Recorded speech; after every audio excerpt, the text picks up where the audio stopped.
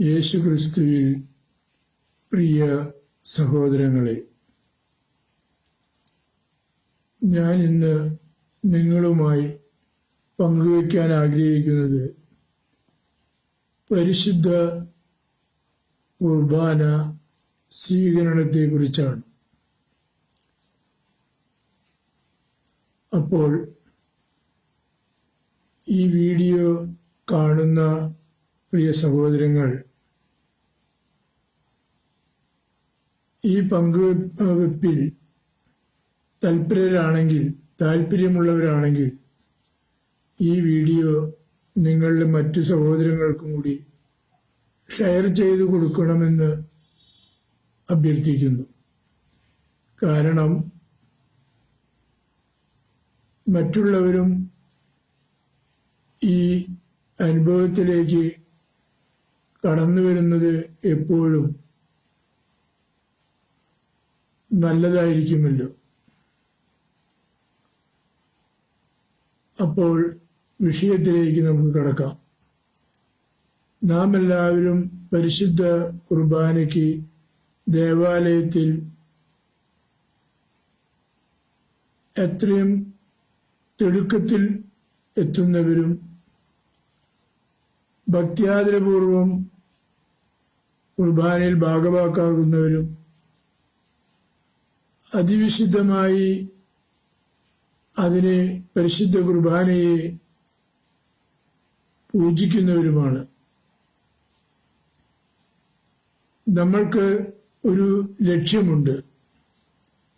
പരിശുദ്ധ കുർബാന ദൈവവുമായുള്ള നിത്യജീവിതത്തിന്റെ മുൻ ആസ്വാദനമാണ്.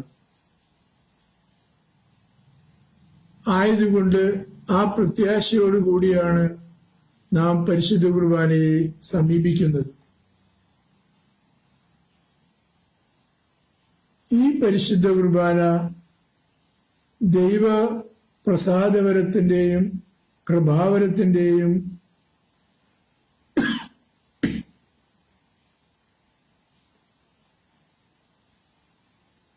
സമ്പൂർണതയാണ് എന്ന യാഥാർത്ഥ്യം നമ്മിൽ എല്ലാവർക്കും അറിയാമെങ്കിലും അറിയാത്തവരായി ചിലരെങ്കിലും കാണും.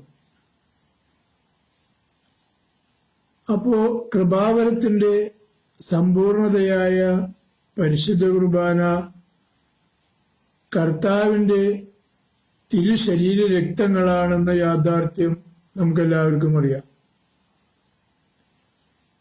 ഈ തിരുശരീര രക്തങ്ങൾ നമ്മൾ സ്വീകരിക്കുമ്പോൾ നമ്മൾ ആ തിരുശരീര രക്തങ്ങളെ ചിലപ്പോഴെങ്കിലും അവഹേളിക്കാറുണ്ടോ എന്ന് സംശയിക്കേണ്ടിയിരിക്കുന്നു. കാരണം പരിശുദ്ധ കുർബാന നമ്മൾക്ക് നൽകുന്നത് വൈദികരാണ്. ബലിയർപ്പണം അവസാനിക്കുന്നതിന് മുമ്പ് ഇതെന്റെ ശരീരമാകുന്നു, രക്തമാകുന്നു എന്ന്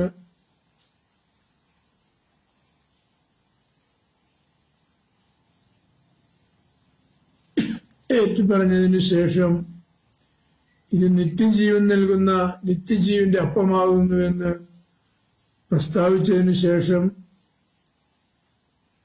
നമ്മൾ ഒരുങ്ങി പാപസങ്കീർത്തനം നടത്തി പരിശുദ്ധ കുർബാന സ്വീകരിക്കുവാൻ തയ്യാറെടുക്കുന്നു.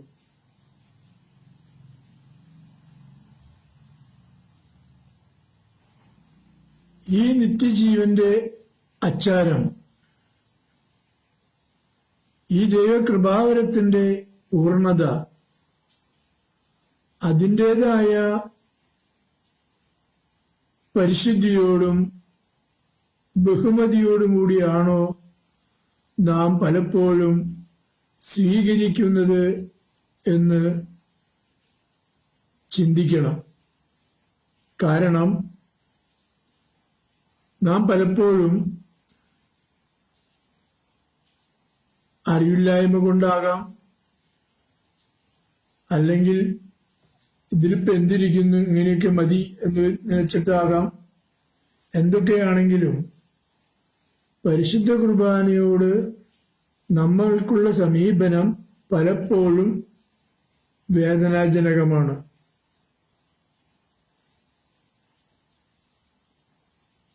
പരിശുദ്ധ കുർബാന സ്വീകരണത്തിന് നാം ഒരുങ്ങി നിൽക്കുമ്പോൾ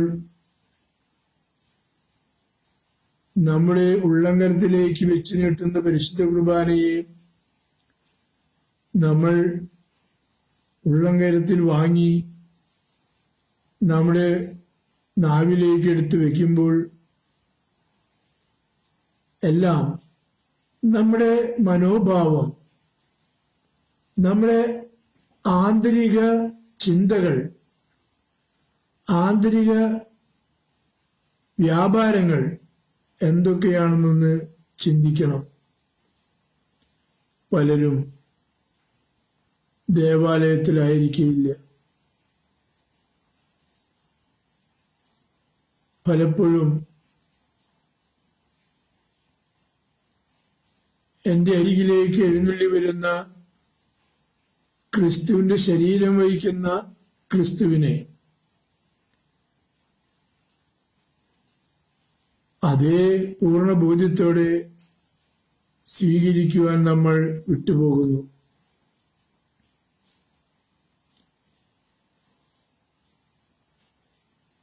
വന്യവൈദികൻ കർത്താവിന് തിരുശരീര രക്തങ്ങൾ നമ്മുടെ ഉള്ളംകരത്തിൽ വെച്ച് തന്നാൽ നമ്മളതെടുത്ത് നമ്മുടെ നാവിലേക്ക് വെക്കും. വൈദികൻ അന്നേരം പറയുന്നുണ്ട്, ഇത് കർത്താവിന്റെ തിരുശരീരവും രക്തവും നിത്യജീവനുമാകുന്നു എന്ന്. നാം അതിന് മറുപടിയായി ആമീൻ എന്ന് പറയാൻ ബാധ്യസ്ഥരാണ്. അത് നമ്മുടെ വിശ്വാസത്തിന്റെ ശക്തിയായ പ്രകടനമാണ്. നാം പലപ്പോഴും ഗവനിക്കാറില്ല. വൈദികൻ എന്തോ പറയുന്നു എന്ന ബോധ്യത്തോടെ കയ്യിൽ കിട്ടിയ പരിശുദ്ധ കുർബാന എന്ന കാണപ്പെടുന്ന ഓസ്തിയെ നാം എടുത്ത് വായിൽ വയ്ക്കുന്നു, ലാഘവ ബുദ്ധിയോടുകൂടി. പലരും വലതു കൈ കൊണ്ട് എടുക്കേണ്ടതിന് പകരം ഇടതു കൈ തന്നെ മുഖത്തേക്ക് അടിക്കുന്നത് പോലെ വെച്ചടിക്കുന്നു.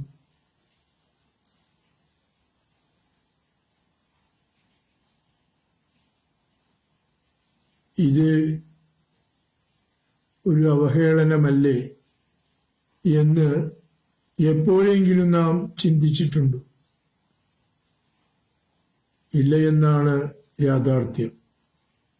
ചിന്തിച്ചിരുന്നെങ്കിൽ ഒരിക്കൽ മാത്രമേ അങ്ങനെ പ്രവർത്തിക്കൂ, പിന്നെ നാം തിരുത്തും. അപ്പൊ നമ്മൾ ചിന്തിച്ചിട്ടില്ല, കാരണം ഗൗരവം നമ്മൾക്കറിയില്ല. പരിശുദ്ധ കുർബാനയെ കർത്താവിന്റെ തിരുശരീര രക്തങ്ങളായിട്ട് കാണാൻ നമുക്ക് സാധിക്കുന്നില്ല. നമ്മളതൊരു കൊച്ചുകുട്ടികളെ സ്റ്റേഷനറി കടയിൽ കൊണ്ടുപോയി പലഹാരം മേടിച്ചു കൊടുക്കുന്നത് പോലെയാണ് നമ്മൾ കാണുന്നത്. അല്ലെങ്കിൽ നമുക്കതിനോട് ആദരവുണ്ടായേനെ, ബഹുമാനം ഉണ്ടായേനെ, ഭയം ഉണ്ടായേനെ, നമ്മുടെ ശരീരം വിറകൊണ്ടേനെ. പാപിയായ എന്റെ കരങ്ങളിലേക്ക് എന്റെ പാപത്തെ വഹിച്ചവൻ, എന്റെ പാപത്തെ ഏറ്റെടുത്തവൻ കുർബാനയായി, നിത്യജീവനായി, കൃപയുടെ സ്രോതസ്സായി എന്നിലേക്ക് ഇതാ വരുന്നു. ഞാൻ അയോഗ്യനാണെന്ന യാഥാർത്ഥ്യം. ആ ശതാധിപൻ വിളിച്ചു പറഞ്ഞു, കർത്താവേ, നീ എന്റെ ഭവനത്തിലേക്ക് വരണ്ട, കാരണം ഞാനൊരു പാപിയാണ്. നീ എന്റെ ഭവനത്തിലേക്ക് വരുവാനുള്ള യോഗ്യത എനിക്കില്ല. ആയതുകൊണ്ട് നീ ഒരു ഉരിയാടിയാൽ മതി, നീ ഒരു വാക്ക് പറഞ്ഞാൽ മതി. കാരണം ഞാനും അധികാരത്തിന് കീഴ്പ്പെട്ടവനാണ്. ഞാൻ എൻ്റെ പടയാളികളോട് വരാൻ പറയുമ്പോൾ വരുന്നു, പോകാൻ പറയുമ്പോൾ പോകുന്നു. നീ നിന്റെ അധികാരത്തിൽ ഇരുന്നു കൊണ്ട് ഒരു വാക്കുര ചെയ്താൽ മതി, എൻ്റെ ഭൃത്യൻ സൗഖ്യം പ്രാപിക്കും. അതെ, ആ ശതാധിപന്റെ വിശ്വാസം നമ്മൾക്കുണ്ടാകണം, അത്രയെങ്കിലും. പക്ഷേ നാം പലപ്പോഴും ആ ബോധ്യത്തോടെയല്ല പരിശുദ്ധ കുർബാനയെ കാണുന്നത്. ഇതെല്ലാം വൈദികന്റെ കാട്ടിക്കൂട്ടലുകളായി നാം തള്ളിവിടുന്നു. പരമാർത്ഥമായിട്ട് ചിന്തിച്ചാൽ നാം അവഹേളിക്കുന്നു, നാം ശാപം കൈനീട്ടി വാങ്ങുന്നു. വിശുദ്ധ പൗലോസ്ലീഹ എഴുതിയിരിക്കുകയാണ്, ആത്മശോധന കൂടാതെ ഈ അപ്പത്തിൽ നിന്ന് ഭക്ഷിക്കുകയും ഈ പാത്രത്തിൽ നിന്ന് പാനം ചെയ്യുന്നവൻ തന്റെ ശിക്ഷാവിധിയാണ് സ്വീകരിക്കുന്നത്. അത് വാസ്തവമാണ്. കാരണം നാം തീർത്തും അതിന് യാഥാർത്ഥ്യമാണെന്ന് പ്രവൃത്തിയിലൂടെ സ്പഷ്ടമാക്കുന്നു. അല്ല മറിച്ചായിരുന്നെങ്കിൽ പരിശുദ്ധ കുർബാന നമ്മുടെ ഉള്ളങ്കരത്തിൽ വരുമ്പോൾ നമ്മുടെ ശരീരം വിറകൊള്ളും, നമ്മുടെ രോമകൂപങ്ങൾ ഉണർന്നെഴുന്നേറ്റ് നിൽക്കും, നമ്മുടെ ചൈതന്യം ഉണരും, ദൈവത്തെ നാം മഹത്വപ്പെടുത്തും. ഈ തന്ന കൃപാവരത്തിന് നന്ദി പറയാനാകാതെ നമ്മുടെ ആന്തരിക അവയവങ്ങളിൽ നിന്നും സന്തോഷത്തിന്റെയും വേദനകളുടെയും നീർച്ചാലുകൾ പൊട്ടിയൊഴുകും. ഇവിടെ അതൊന്നും സംഭവിക്കുന്നില്ല.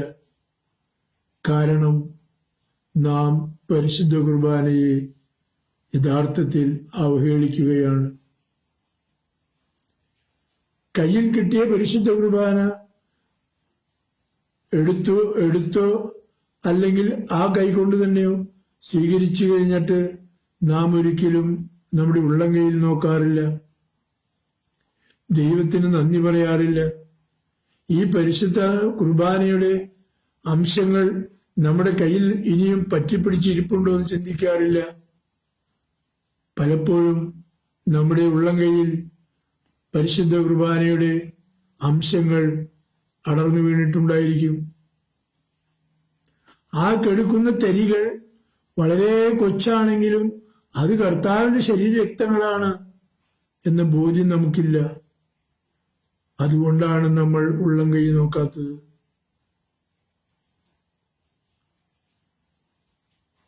നമ്മൾക്ക് ആ ശരീരരക്തങ്ങളോട് ഹൃദയത്തിൽ ആവോളം ഭക്തിയും ആവശ്യവും ഉണ്ടായിരുന്നെങ്കിൽ അതിനൊരു തരി പോലും നമ്മൾ കളയുമായിരുന്നില്ല. നമ്മളുടെ ആഭരണത്തിൽ നിന്ന് ഒരു ചെറിയ നാമ്പ്, ഒരു കൊളുത്തിന്റെ ഒരു തുമ്പ് പൊട്ടി താഴെ നമ്മൾ അകത്ത് വീണാൽ നമ്മൾ അകമെല്ലാം അടിച്ചു വാരും. കിട്ടാവുന്ന ലൈറ്റുകളൊക്കെ ഇട്ട് കത്തിക്കും. ആ തരി ഇതിൽ എവിടെയുണ്ടോ എന്ന് നോക്കും. അത് കിട്ടുന്നവരെ നമ്മൾ ശ്രദ്ധാലുവായി തപ്പും. കിട്ടിയിട്ടേ നമ്മൾ ഉറങ്ങും. കാരണം സ്വർണത്തിന്റെ തരിയാണ്, അത് മതിപ്പുള്ളതാണ്, വിലയുള്ളതാണെന്ന് നാം അംഗീകരിക്കുന്നു. പൊന്നു സഹോദരങ്ങളെ, അതിനേക്കാൾ എത്രയോ വലുതാണ് നിന്റെ ജീവിതം. ഈ നിന്റെ ജീവിതത്തിന് അത് നിത്യമായ ദൈവത്തോടുകൂടി ആയിരിക്കാൻ വേണ്ടി ദൈവം തന്നെ തന്റെ പുത്രനെ ബലിയായി നൽകി വീണ്ടെടുത്ത് തന്നതാണ് ഈ പരിശുദ്ധ കുർബാന. ഈ കുർബാന വഴിയാണ് നീ ദൈവസന്നിധിയിലേക്ക്, ദൈവമകൻ എന്ന പേരിലേക്ക് വിളിക്കപ്പെടുന്നത്. ക്രിസ്തുനാഥൻ വളരെ വ്യക്തമായി പറഞ്ഞിരിക്കുന്നു, എന്റെ ശരീരം ഭക്ഷിക്കാതെയോ എന്റെ പാനപാത്രത്തിൽ നിന്ന് കുടിക്കാതെയോ ഒരുവനും എന്റെ അരികിൽ വരിയാനാവില്ല. ദൈവസന്നിധി കാണാനാകില്ല. തന്റെ ശരീരം ഭക്ഷിക്കണമെന്ന് പറഞ്ഞതുകൊണ്ടാണ് അവനെ അനുഗമിച്ചിരുന്ന ആയിരങ്ങൾ അവനെ ഉപേക്ഷിച്ചു പോയത്. ഇത്രയും വലിയ ജനാവലി തന്നെ ഉപേക്ഷിച്ചു പോകുന്നു എന്ന് കണ്ട് അവൻ മാറ്റി പറഞ്ഞില്ല, ഞാൻ ഉദ്ദേശിച്ചിരിക്കുന്നത് എന്റെ ഈ കാണുന്ന ശരീരമല്ലെന്ന് എടുത്തു പറഞ്ഞില്ല. പകരം ഇങ്ങനെയാണ് ചോദിച്ചത്, നിങ്ങളും പോകുന്നില്ലയോ? അപ്പോഴാണ് പത്രോസ് പറഞ്ഞത്, ഞങ്ങൾ എവിടെ പോകാൻ? നിത്യജീവന്റെ വചസ്സുകൾ നിന്റെ പക്കലാണല്ലോ. അതെ, പത്രോസിന് അറിയാതെ പറയുന്നത് പോയതാണ്, നിത്യജീവന്റെ വചസ്സുകൾ നിന്റെ പക്കലാണല്ലോ എന്ന്. ഈ നിൽക്കുന്ന നീയാണ് പരിശുദ്ധ കുർബാനയായി രൂപാന്തരപ്പെടാൻ പോകുന്നതെന്ന യാഥാർത്ഥ്യം അറിഞ്ഞിട്ടല്ല പത്രോസ് പറഞ്ഞത്. അവൻ ആത്മാവ് വെളിപ്പെടുത്തി കൊടുത്തതാണ്. ആത്മാവാണ് അവനെ അത് വിളിച്ചു പറയിപ്പിച്ചത്. പ്രിയ സഹോദരങ്ങളെ, പരിശുദ്ധ കുർബാനയുടെ മഹത്വം, അതിന്റെ മഹിമ നമ്മൾക്ക് ഊഹിക്കാൻ ആവുന്നതല്ല. വിവരിക്കാൻ ഞാനും അശക്തനാണ്. ഞാനും ഒരു പാപിയാണ്. എനിക്കും നിങ്ങളോട് ഇത് വിവരിച്ചു തരാനുള്ള കഴിവുള്ളവനല്ല. എങ്കിലും ഞാൻ എൻ്റെ ബുദ്ധിയിൽ തെളിഞ്ഞത് നിങ്ങളുമായി പങ്കുവെക്കുകയാണ്.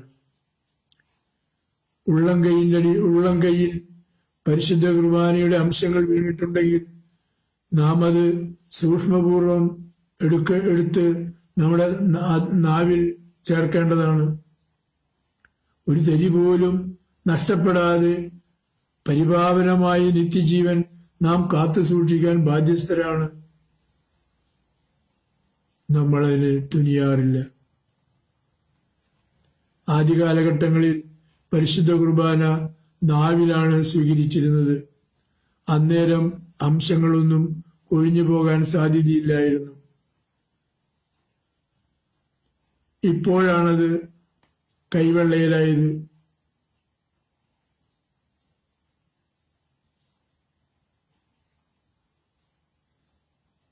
നാം അല്പം ബലിപീഠത്തിന്റെ അരികിൽ ചെന്ന് സ്വീകരിക്കുകയാണെങ്കിൽ അവിടെ നല്ല ശുദ്ധമായ വെള്ളത്തുണി വിരിച്ചു പിടിക്കും. കാരണം നമ്മളുടെ വൈദികന്റെ കരം നീണ്ടുവരുമ്പോൾ അതിൽ നിന്നെങ്ങാനും ഒരു തരി താഴെ വീണു പോകാൻ ഇടയാകാതിരിക്കുവാൻ വേണ്ടി.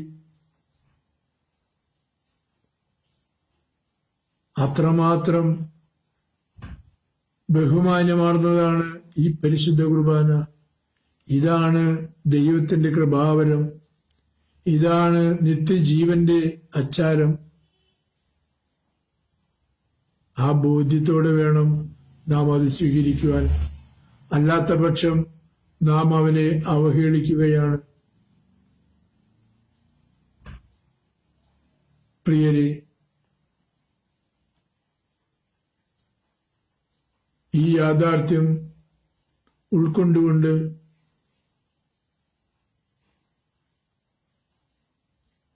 ജീവൻ നിത്യജീവനിലേക്ക് പകർന്നു ലഭിക്കുവാൻ വേണ്ടി ബോധ്യത്തോടും സ്നേഹത്തോടും ആദരവോടും കൂടി പരിശുദ്ധ കുർബാന സ്വീകരിക്കുവാൻ നാം പരിശ്രമിക്കണം.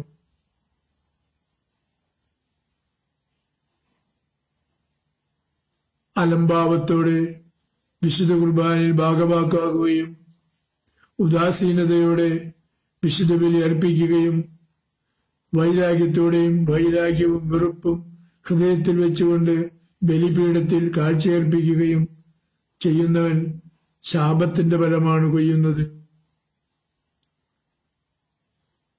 അങ്ങനെയാകാതിരിക്കാൻ നമുക്ക് പരിശ്രമിക്കാം. നമ്മളുടെ ജീവിതം ഏത് നിമിഷത്തിലാണ് ദൈവം തിരിച്ചെടുക്കുന്നത് നമുക്ക് അറിഞ്ഞുകൂടാ. എപ്പോഴാണ് നമ്മളെ കണക്ക് ബോധിപ്പിക്കാൻ വിളിക്കുക എന്നറിഞ്ഞുകൂടാ. അതിനാൽ ഈ നിമിഷം തന്നെ, ഇപ്പോൾ തന്നെ നമുക്ക് ദൈവവുമായി രമ്യതയിലാകാം. അറിവില്ലായ്മയുടെ കാലം അവിടുന്ന് കണക്കെഴുതുന്നില്ല എന്ന് നമ്മോട് പറഞ്ഞിട്ടുണ്ട്. നമ്മുടെ അറിവില്ലായ്മയുടെ കാലഘട്ടത്തെ ഏറ്റുപറഞ്ഞുകൊണ്ട് നമുക്ക് ഈ ബലിയിലേക്ക് സംബന്ധിക്കാം. വിശുദ്ധ ബലി വിശുദ്ധിയോടുകൂടെ അർപ്പിക്കാം. ദൈവം നമ്മെ വിളിച്ചിരിക്കുന്നത് വിശുദ്ധിയിലേക്കാണ്. അവിടുന്ന് ഇങ്ങനെയാണ് നമ്മോട് പറഞ്ഞത്, ഞാൻ പരിശുദ്ധനായിരിക്കുന്നത് പോലെ നിങ്ങളും പരിശുദ്ധരായിരിക്കുവിൻ. അത് പരിശുദ്ധിയിലേക്കാണ് നാം വിളിക്കപ്പെട്ടിരിക്കുന്നത്. ആയതിനാൽ ഒരിക്കൽ കൂടി ഞാൻ നിങ്ങളോട് പറഞ്ഞു വയ്ക്കുകയാണ്, പരിശുദ്ധ കുർബാന സ്വീകരിക്കുന്ന എൻ്റെ പ്രിയ സഹോദരി സഹോദരങ്ങളെല്ലാവരും ഉള്ളം കൈയിൽ പരിശുദ്ധ കുർബാനയുടെ ബാക്കി പത്രങ്ങൾ ഉണ്ടോ എന്ന് സൂക്ഷ്മം വീക്ഷിക്കേണ്ടതാണ്. എന്നിട്ട് വേണം കൈ താഴേക്കിടുവാൻ. ഇതൊരുക്കി തന്ന പിതാവായ ദൈവത്തിന് നന്ദി പറഞ്ഞിട്ട് വേണം സ്വസ്ഥാനത്ത് ഇരിക്കുവാൻ. ഈ അപൂർവ സൗഭാഗ്യത്തിന് നമ്മെ വിളിച്ച പിതാവായ ദൈവത്തോട് നാം നന്ദി പറയാൻ കടപ്പെട്ടവരാണ്.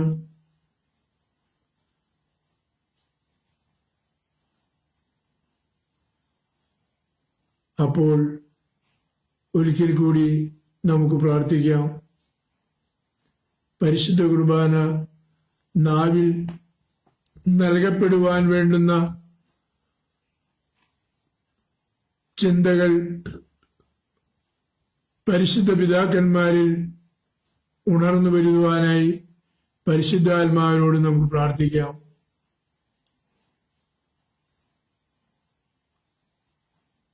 പരിശുദ്ധ കുർബാനയോട് ഉള്ള ആദരവും സ്നേഹവും പ്രകടിപ്പിക്കാൻ ഞങ്ങളെ യോഗ്യരാക്കണമേ, ഞങ്ങളെ ബലപ്പെടുത്തണമേ, ഞങ്ങൾക്ക് അറിവ് പകരണമേ എന്ന് പരിശുദ്ധാത്മാവിനോട് യാചിക്കാം. നമ്മെ അന്ത്യം വരെ കാത്തു സൂക്ഷിക്കുവാൻ സമ്മതം മൂളിയിരിക്കുന്ന പരിശുദ്ധാത്മാവ് എല്ലാ കാര്യങ്ങളിലും നമ്മെ സഹായിക്കുന്നവനാണ്. നമ്മോട് കൂടെയിരിക്കുവാൻ ആഗ്രഹിക്കുന്നവനാണ്. അവിടുത്തെ കരം പിടിച്ചുകൊണ്ട് ഇനിയുള്ള ബലികൾ നമുക്ക് സമർപ്പിക്കാം. ഇത്രയും പറഞ്ഞുകൊണ്ട് ഞാൻ ഈ എളിയ സന്ദേശം ഇവിടെ നിർത്തുകയാണ്. ഒരിക്കൽ കൂടി നിങ്ങൾക്കെല്ലാവർക്കും നമ്മുടെ കർത്താവായ ഈശോ മിശിഹായുടെ പിതാവും നമ്മുടെ ദൈവവുമായ നിത്യപിതാവിൻ്റെ സ്നേഹവും വാത്സല്യവും സംരക്ഷണവും നിറഞ്ഞ മക്കളെ എന്നുള്ള വിളി ലഭിക്കട്ടെ എന്ന് പ്രാർത്ഥിക്കുന്നു.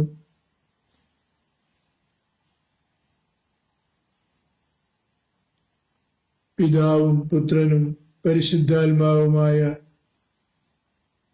പരിശുദ്ധ ത്രിത്വൈക ദൈവത്തിന് സ്തുതിയും പുകഴ്ചയും ആരാധനയും സമർപ്പിക്കുന്നു. ആമേൻ.